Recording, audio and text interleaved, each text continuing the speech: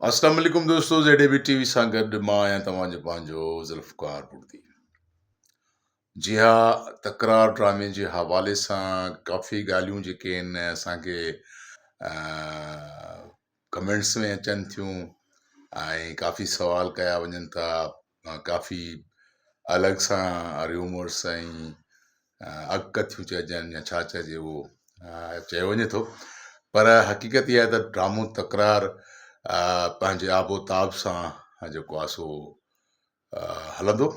ऐं ताज़ी ऐं तकड़ी इंफॉर्मेशन इहा आहे त 2-3 ॾींहंनि में ड्रामे तकरार जी रिकॉर्डिंग शुरू थींदी ऐं पंहिंजे उन जिते 309 कहाणी ते ड्रामो ब्रेक थियो हुयो।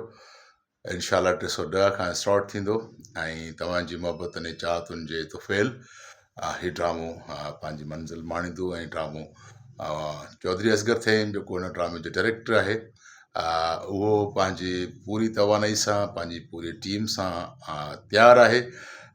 थोरो मसइलो आहे स्क्रिप्ट जो। स्क्रिप्ट में अचण में थोरी आहे हिचकिचाहट, लेट। स्क्रिप्ट जीअं ई मिलंदो, बल्कि स्क्रिप्ट 2-3 ॾींहंनि में मिली वेंदो ऐं स्क्रिप्ट मिलण खां पोइ सॼी टीम जेकी आहे उहा रिकॉर्डिंग जे लाइ रेडी आहे। रिकॉर्डिंग शुरू थी वेंदी ऐं तव्हांखे तव्हांजे इंतज़ार जूं घड़ियूं ख़तमु थींदियूं, तव्हांखे ड्रामो तकरार ॾिसण जे लाइ मिलंदो।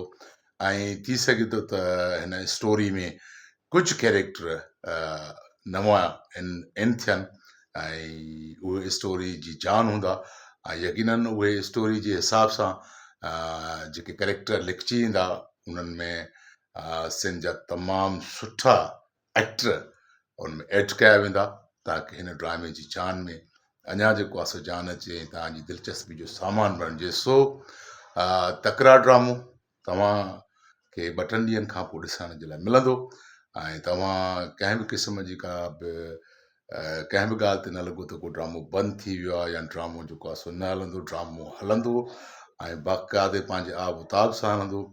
स्टोरी में काफ़ी ट्विस्ट अची विया आहिनि, उहे तव्हांखे ॾिसण जे लाइ मिलंदा। स्टोरी ॾाढी दिलचस्प थी वई आहे ऐं जेके नवां कैरेक्टर उन में एड थिया आहिनि या इन थिया आहिनि उन में सिंध जा तमामु सुठा नाले वारा एक्टर जेके आहिनि उहे शामिलु कया वेंदा। उन्हनि एक्टरनि खे मां डिस्क्लोज़ कोन थो कयां, उन्हनि एक्टरनि जा नाला मां कोन थो खणां, छाकाणि त उहो सस्पेंस तव्हांजे लाइ ज़रूरी आहे ऐं उहो जॾहिं स्क्रीन ते तव्हां ॾिसंदव त तव्हांजी दिलि ख़ुशि थी वेंदी। सो बसि दुआ कयो त 2-3 ॾींहंनि में रिकॉर्डिंग शुरू थिए ऐं ड्रामो तकरार तव्हांखे ॾिसण जे लाइ जल्द खां जल्द मिले। तव्हांजे सब्र जो जेको इंतज़ारु आहे, सब्र आहे या जेको इंतज़ारु आहे उहो जल्द ख़तमु थिए, छाकाणि त असांजी महिनत सां गॾु तव्हां जूं मोहबतूं शामिलु आहिनि, तव्हां जूं दुआऊं शामिलु आहिनि, तव्हांजो इंतज़ारु शामिलु आहे ऐं असीं न चाहींदासीं त तव्हांजे इंतज़ार खे वधीक लंबो कयो वञे।